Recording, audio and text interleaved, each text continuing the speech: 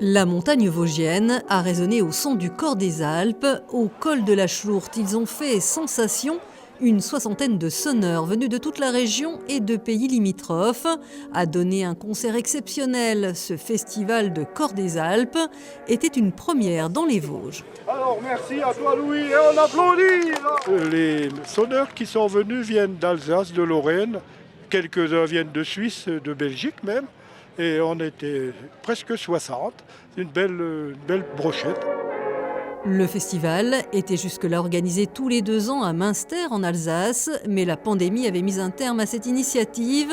Les Vosgiens ont pris la relève et le col de la Schlourte, frontière naturelle à plus de 1100 mètres d'altitude, entre la région alsacienne et les Vosges, allait de soi. Les sonneurs ont enchaîné des musiques populaires ou compositions parfois chantées.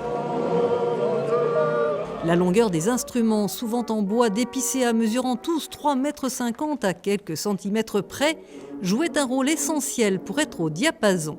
Ils ont tous la même longueur parce que pour jouer ensemble, on doit avoir la même tonalité. Alors on pourrait avoir des instruments de longueur différente, mais là, ça serait plus compliqué. Le Cor des Alpes a perdu sa fonction d'origine. C'était en quelque sorte l'ancêtre du téléphone, utilisé par les bergers, notamment en Suisse. C'est les bergers qui servaient pour communiquer d'une montagne à l'autre. Et puis pour des fois quand il y a un orage ou bien il y a un pépin dans une bergerie, il y en a qui disent que ça porte à 10 km. Mais il faut vraiment que la météo soit favorable.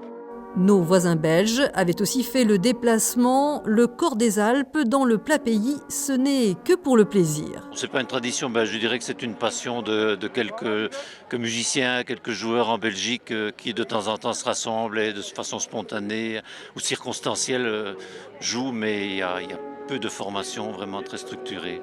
Locaux ou touristes, ils étaient nombreux lors de ce premier week-end de juillet à profiter d'un spectacle haut en couleurs. On a rencontré déjà à Cornimont à la fête de la musique et puis là on a su qu'ils venaient ici.